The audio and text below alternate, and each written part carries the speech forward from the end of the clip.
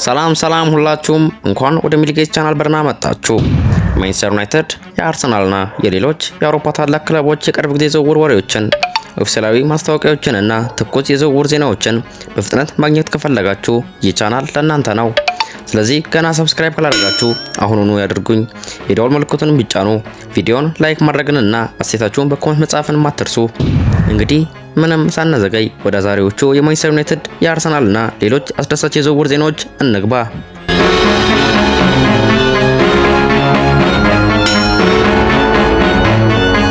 ወደ መጀመሪያው ትልቅ የዝውውር ዜና ስናልፍ የማንቸስተር ዩናይትድ ኮከብ ማርከስ ራሽፎርድ የወደፊት ሁኔታ አሁንም ከፍተኛ እግር ኳስ ውይይት ሆኖ ቀጥሏል። ራሽፎርድ በኦልድ ትራፎርድ ያሳለፈው ጊዜ በጣም ረጅም ነው። ከክለቡ አካዳሚ የወጣው ተጫዋች ለዩናይትድ ከፍተኛ ግቦችን ያስቆጠረ፣ በብዙ ጨዋታዎችም የቡድኑ ተስፋ የነበረ ተጫዋች ነው። ነገር ግን ባለፉት ወቅቶች የእሱ አቋም ብዙ ጥያቄዎችን አስነስቷል። የአንዳንድ ጊዜ በግሩም አቋም ላይ ሲገኝ፣ አንዳንድ ጊዜ ደግሞ የዓለም ደረጃ አጥቂ ያሳያል። በሌሎች ጊዜያት ግን የእሱ አፈጻጸም ትችት ይቀርብበታል። አሁን እንደሚገለጸው ማንቸስተር ዩናይትድ የራሽፎርድን የወደፊት ሁኔታ በቅርቡ ለመፍታት ይፈልጋል። ክለቡ ተጫዋቹን ለመሸጥ የሚመጡ አማራጮችን እየመረመረ ሲሆን ማንኛውም ተገቢ የዝውውር ጥያቄ ሊታይ ይችላል። ነገር ግን ራሽፎርድ ከክለቡ ጋር ከተለያየ በኋላ አዲሱ አሰልጣኝ ማይክል ካሪክ በቡድኑ ውስጥ እንደገና ሊያካተው የሚችል እቅድ እንዳለ ተጠቁሟል። ይህ ማለት የራሽፎርድ ታሪክ በዩናይትድ ገና አላበቃም ማለት ነው። ክለቡ የሚወስነው ውሳኔ በቀጣዩ ወቅት የቡድኑን አቅጣጫ ሊቀይር ይችላል። የሚጠበቀው ጥያቄ ግን ይህ ነው። ራሽፎርድ በኦልድ ትራፎርድ ቀርቶ እንደገና ራሱን ያሳያል ወይስ አዲስ ፈተና ለመፈለግ ወደ ሌላ ክለብ ይሄዳል? የዚህ ጉዳይ መጨረሻ በዚህ የዝውውር መስኮት ትልቅ የሚከታተሉት ጉዳይ እንደሚሆን ይጠበቃል። ወደ ሁለተኛው የዝውውር ዜና አለፈን። እዛው ማንቸስተር ቤት ማንቸስተር ዩናይትድ የቦሩሲያ ዶርትመንድ ተከላካይ ጁሊያን ራየርሰንን ለማስፈረም ዝግጅቱን ጀምሯል። የቀኝ ተከላካይ ቦታ በኦልድ ትራፎርድ የክለቡ ትኩረት ከሆኑ ቦታዎች አንዱ ሲሆን ዩናይትድ በዚህ ቦታ የበለጠ ጥንካሬ ለማምጣት ተጫዋቾችን እየፈለገ ይገኛል። የ27 ዓመቱ ኖርዌይ ተከላካይ ጁሊያን ራየርሰን በቦሩሲያ ዶርትመንድ ውስጥ ባሳየው ብቃት ትኩረቱን ስቧል። በተለይም በትልልቅ ጨዋታዎች የተረጋጋ አፈጻጸም ማሳየቱ ብዙ ክለቦችን እንዲያስቡት አድርጓል። ራየርሰን እንደ ቀኝ ተከላካይ ብቻ ሳይሆን በጥቃት ላይም የሚሳተፍ ተጫዋች ነው። ፍጥነቱ፣ የመከላከል ብቃቱና በሜዳ ላይ የሚያሳየው ትጋት ከዩናይትድ የሚፈለገው ተጫዋች ባህሪ ጋር ይመሳሰላል። በቅርቡ በዓለም ዋንጫው ላይ ከቪኒሲየስ ጁኒየር ጋር በነበረው ፍልሚያ ጥሩ ብቃት ማሳየቱ ተጨማሪ ትኩረት እንዲያገኝ አድርጓል። ከዓለም ምርጥ የጥቃት ተጫዋቾች አንዱ ማስቆም መቻሉ የእሱን ደረጃ አሳይቷል። ነገር ግን የራየርሰን ፊርማ ለማግኘት ዩናይትድ ቀላል ውድድር አይገጥመውም። ቦሩሲያ ዶርትመንድ ተጫዋቹን ለመልቀቅ ዝግጁ ቢሆንም ከ30 ሚሊዮን ዩሮ በታች የሚመጣ ጥያቄ እንደማይቀበል ተገልጿል። ዩናይትድ ይህን ዝውውር ካጠናቀቀ በኋላ በቀኝ ተከላካይ ቦታው ላይ አማራጮችን ያሳድጋል። ተጫዋቹ የፕሪሚየር ሊግ ፍጥነትና ከባድ ውድድር መቋቋም የሚችል መሆኑን ለማሳየት ትልቅ እድል ያገኛል። ስለዚህ የጁሊያን ራየርሰን ዝውውር በዚህ የዝውውር መስኮት ከሚከታተሉት የማንቸስተር ዩናይትድ ጉዳዮች አንዱ ሆኖ ይቀጥላል። አሁን ደግሞ ወደ ሶስተኛው የዝውውር ዜና አለፈን። አርሰናል፣ ማንቸስተር ሲቲ እና ሊቨርፑል የ18 ዓመቱን የሊል አማካኝ አዩብ በአዲን ለማስፈረም በውድድር ላይ ናቸው። በአውሮፓ እግር ኳስ ውስጥ በቅርቡ ትኩረትን ከሳቡ ወጣት ተጫዋቾች መካከል አንዱ የሆነው አዩብ በአዲ በትልቅ የፕሪሚየር ሊግ ክለቦች እይታ ውስጥ ገብቷል። ይህ ወጣት አማካኝ በሊል ቤት ባሳየው ብቃት ብዙዎቹን አስደንቋል። 18 ዓመቱ እንደምን ተጫዋች የሚጫወት ሲሆን የኳስ ቁጥጥር፣ የጨዋታ ንባብና በጫና ውስጥ ውሳኔ መስጠት ችሎታው ልዩ ትኩረት አስገኝቶለታል። በአዲ በአማካኝ ቦታ ላይ ብዙ ሚናዎችን መጫወት የሚችል ተጫዋች ነው። ኳስን ከኋላ መስመር ማስጀመር፣ ጥቃትን ማገናኘትና የተቃራኒ ቡድንን ጫና መስበር የሚችል ችሎታ አለው። በተለይም በዓለም ዋንጫው ላይ ያሳየው አፈጻጸም ተጨማሪ ትኩረት አምጥቶለታል። በዚያ መድረክ ላይ በወጣትነቱ ሳይፈራ መጫወቱ ብዙ የታላላቅ ክለቦች ቅኝት እንዲደርስበት አድርጓል። አሁን አርሰናል፣ ማንቸስተር ሲቲ እና ሊቨርፑል ይህን ወጣት ባለተሰጥኦ ወደ ፕሪሚየር ሊግ ለማምጣት እየተከታተሉ ነው። አርሰናል በተለይ ወጣት ተጫዋቾችን ማሳደግ በሚያሳየው ፍላጎት የታወቀ ነው። ማንቸስተር ሲቲ ደግሞ የቴክኒክ ችሎታ ያላቸውን ተጫዋቾች በመፈለግ የታወቀ ክለብ ነው። ሊቨርፑል በአማካኝ ቦታው ላይ የወደፊት አማራጭ ለመጨመር ይፈልጋል። ነገር ግን የቦአዲ ዝውውር ቀላል አይሆንም። ሊል የክለቡ ወሳኝ ተጫዋች እንደሆነ የሚያውቅ ሲሆን በትልቅ ዋጋ ብቻ ሊለቀው ይችላል። 18 ዓመቱ አማካኝ ወደፊት በዓለም እግር ኳስ ትልቅ ስም ሊሆን የሚችል ተጫዋች እንደሆነ ብዙ ባለሙያዎች ያምናሉ። ስለዚህ አዩብ በአዲ የትኛውን ክለብ ይመርጣል? ወደ ፕሪሚየር ሊግ ይመጣል ወይስ በሊል ውስጥ ተጨማሪ ልምድ ያገኛል? ይህ በቀጣይ የዝውውር ጊዜ ትልቅ ጥያቄ ይሆናል። እዛው ከፕሪሚየር ሊግ ዜና ሳንወጣ ወደ አራተኛው ዜና አለፈን። አርሰናል ትልቅ ስጋት ላይ ነው። ቡካዮ ሳካ፣ ዲክላን ራይስ እና ዊሊያም ሳሊባ ረጅም ጊዜ ከሜዳ ሊርቁ ይችላሉ። የአርሰናል ደጋፊዎች በቅርቡ የሚጨነቁበት ጉዳይ ሆኗል። ሶስቱ የቡድኑ ዋና ኮከቦች በቀጣዩ የውድድር ዘመን መጀመሪያ ላይ ላይገኙ እንደሚችሉ ተገልጿል። ቡካዮ ሳካ፣ ዴክላን ራይስ እና ዊሊያም ሳሊባ በአርሰናል የስኬት ጉዞ ውስጥ በጣም ወሳኝ ሚና ያላቸው ተጫዋቾች ናቸው። ሳካ በጥቃት በኩል የቡድኑ ዋና ኃይል ሲሆን፣ ራይስ በመሃል ሜዳ ላይ መከላከያና ጥቃትን የሚያገናኝ ተጫዋች ነው። ሳሊባ ደግሞ በመከላከል መስመሩ የቡድኑ መሰረት ከሆኑ ተጫዋቾች መካከል አንዱ ነው። እነዚህ ሶስት ተጫዋቾች በቡድኑ ውስጥ ያላቸው ሚና በጣም ከፍተኛ መሆኑ በአንድ ጊዜ መጥፋታቸው ለአርሰናል ከባድ ፈተና ሊሆን ይችላል። እንደተገለጸው ክለቡ ከዓለም ዋንጫው በኋላ ለሶስቱም ተጫዋቾች ተጨማሪ የእረፍት ጊዜ ለመስጠት እያሰበ ነው። የተጫዋቹን አካላዊ ሁኔታ ለመጠበቅና የውድድር ጫናን ለመቀነስ ይህ ውሳኔ ሊወሰድ ይችላል። ይህ ከሆነ አርሰናል በውድድር ዘመኑ መጀመሪያ ላይ ከባድ ጨዋታዎችን ያለ እነዚህ ቁልፍ ተጫዋቾች ሊገጥም ይችላል። ከሚጠበቁ ጨዋታዎች መካከል ከማንቸስተር ሲቲ ጋር የሚኖረው ኮሚኒቲ ሺልድ ጨዋታ፣ ከኮቨንተሪ ሲቲ፣ ከአስቶን ቪላ፣ ከቼልሲ፣ ከሰንደርላንድ እና ከብራይተን ያሉ ጨዋታዎች ይገኛሉ። የአርሰናል አሰልጣኝና አመራሮች ዋና ትኩረት የተጫዋቾቹን ጤናና የረጅም ጊዜ አፈጻጸም መጠበቅ ነው። ምክንያቱም ሶስቱንም በሙሉ ጉልበት ወደ ውድድር መመለስ ለክለቡ ከፍተኛ ጥቅም አለው። ነገር ግን የአርሰናል ደጋፊዎች አንድ ጥያቄ አላቸው። ቡድኑ ያለ ሳካ፣ ያለ ራይስ እና ያለ ሳሊባ የውድድር ዘመኑን መጀመሪያ መቋቋም ይችላል ወይ የሚለው ነው። ይህ ጉዳይ በቀጣይ ቀናት የአርሰናል ደጋፊዎች በትኩረት የሚከታተሉት ጉዳይ ሆኗል። አሁን ደግሞ ወደ አምስተኛው የዝውውር ዜና እንሂድ። ማንቸስተር ዩናይትድ የወልቭስ ወጣት ኮከብ ማቲያስ ማኔን ለማስፈረም ጨረታ ለማቅረብ የተዘጋጀ ነው። በዚህ የዝውውር መስኮት ማንቸስተር ዩናይትድ ለወደፊቱ የሚጠቅሙ ወጣት ባለተሰጥኦዎችን ለማስፈረም ትኩረት እየሰጠ ይገኛል። ከነዚህ የክለቡ እይታ ውስጥ ከገቡ ተጫዋቾች መካከል የወልቭሱ 18 ዓመቱ አጥቂ ማቲያስ ማኔ አንዱ ነው። ማቲያስ ማኔ በወጣትነቱ ብዙ የእግር ኳስ ተከታታዮችን ያስደነቀ ተጫዋች ሲሆን በተለይ በጥቃት ቦታ ላይ ያለው ፍጥነት፣ የኳስ ቁጥጥርና ተከላካዮችን በአንድ ለአንድ የማለፍ ችሎታ ትኩረት አስገኝቶለታል። 18 ዓመቱ አጥቂ ገና በወጣት እድሜ ላይ ትልቅ ችሎታ እንዳለው እያሳየ ነው። በቀጣይ ዓመታት በአውሮፓ ትልቅ ስም ሊሆን እንደሚችል ይጠበቃል። ማንቸስተር ዩናይትድ የጥቃት አማራጮቹን ለማሳደግ እየሰራ ሲሆን ወጣትና የወደፊት እምቅ ችሎታ ያላቸውን ተጫዋቾች ማምጣት የክለቡ ዕቅድ አካል ሆኗል። ነገር ግን ዩናይትድ ብቻውን የሚፈለገው ክለብ አይደለም። ተቀናቃኙ ሊቨርፑልም የዚህን ወጣት አጥቂ ሁኔታ በቅርበት የተከታተለ ነው። ወልቭስ ግን ከክለቡ እጅግ ተስፋ የሚጣልበትን ተጫዋች በቀላሉ ለመልቀቅ አይፈልግም። እንደተገለጸው ወልቭስ ለማኔ ወደ 35 ሚሊዮን ዩሮ የሚጠጋ ዋጋ ሊጠይቅ ይችላል። ይህ ዋጋ 18 ዓመት ተጫዋች ከፍተኛ ቢመስልም ትልልቅ ክለቦች የወደፊት ኮከቦችን ቀድመው ለማግኘት ብዙ ገንዘብ ለማውጣት ዝግጁ መሆናቸውን ያሳያል። አሁን የሚጠበቀው ጥያቄ ነው። ማቲያስ ማኔ ወደ ኦልድ ትራፎርድ በመምጣት አዲስ ምዕራፍ ይጀምራል ወይስ ወልቭስ የወደፊት ኮከቡን ማቆየት ይችላል? ይህ ዝውውር በቀጣይ ቀናት በትኩረት የሚከታተል ጉዳይ ሆኖ ይቀጥላል። አሁን ደግሞ ወደ ስድስተኛው የዝውውር ዜና እንሂድ።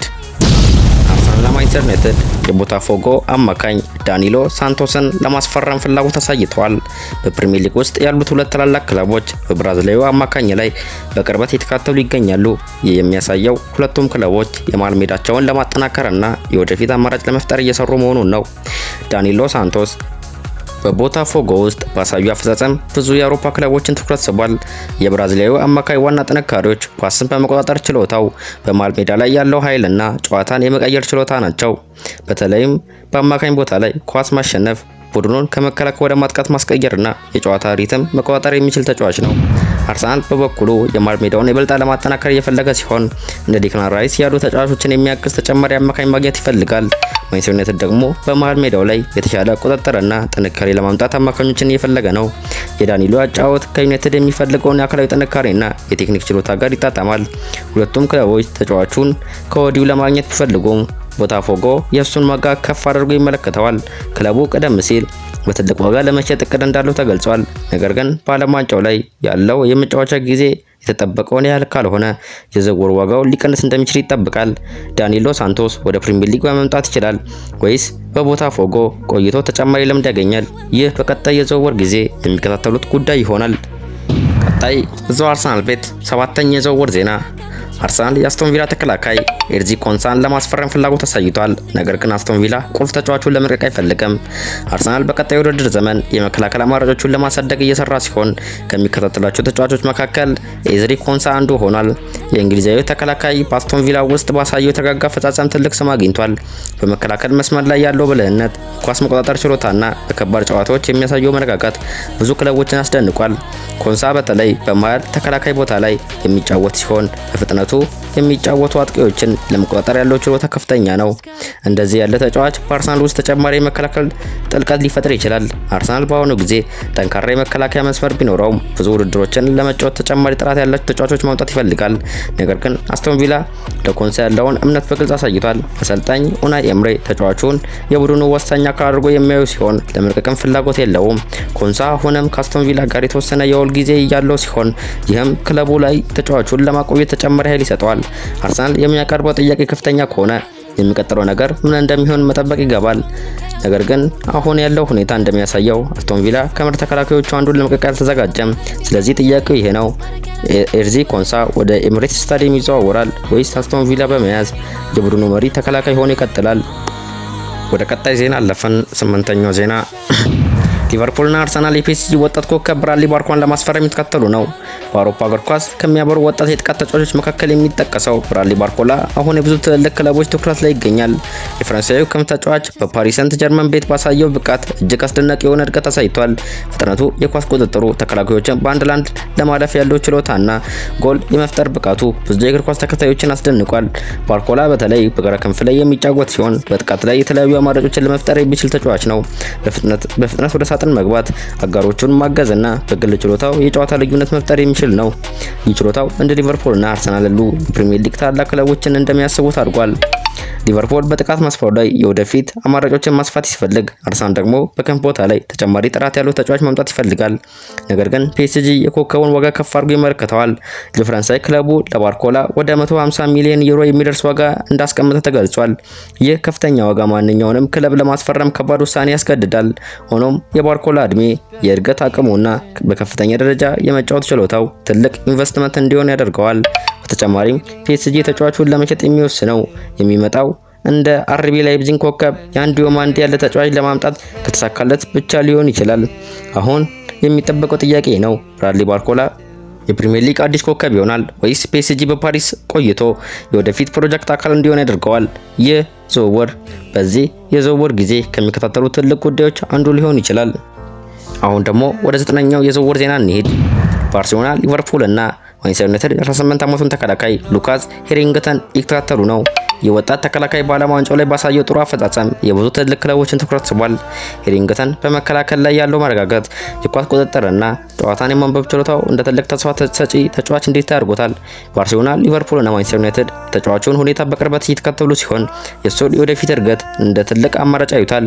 የእሱ ክለብ ኮሎራዶ ራፒድስ በተገቢው ዋጋ ሊሸጠው ዝግጁ እንደሆነ ተገልጿል። እንዲሁም በውል አካል ተጫዋቹ በኤምኤልኤስ ውስጥ ተጨማሪ የውሰት ጊዜ እንዲያሳልፍ ሊፈቅድ ይችላል። ሉካስ ሄሪንግተን የወደፊት ኮከብ ሊሆን የሚችል ተከላካይ ሆኖ በትልቅ ክለቦች እይታ ውስጥ መግባቱን ቀጥሏል። ወደ 10ኛው የዝውውር ዜና አለፈን። ማንቸስተር ዩናይትድ ስለ ቦርንማውዝ አማካኝ አሌክስ ስኮት ዝውውር የመጨረሻ ውሳኔ አላደረገም። ዩናይትድ በመሃል ሜዳው ላይ አማራጮችን ለማሳደግ እየፈለገ ሲሆን የቦርንማውዝ ወጣት አማካኝ አሌክስ ስኮት ከሚከታተሉት ተጫዋቾች መካከል አንዱ ሆኗል።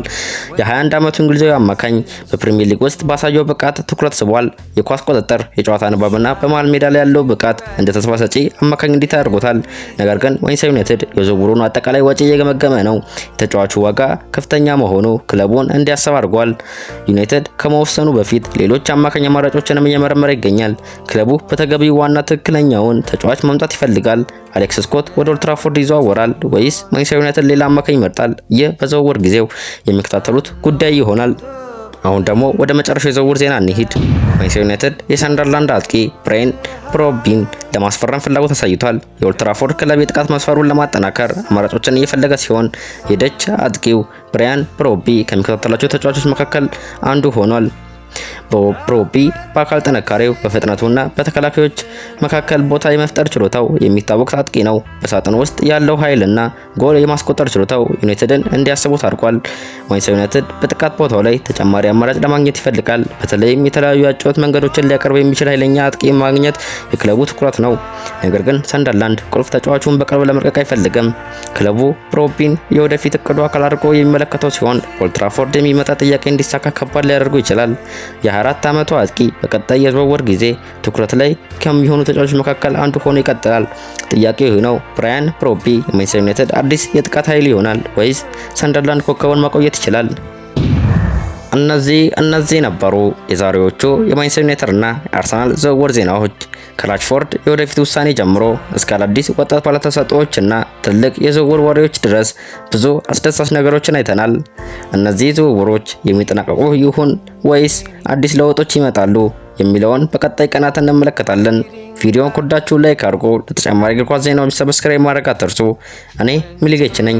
እስከሚቀጥለው የዝውውር ዜና ድረስ ደህና ሁኑ።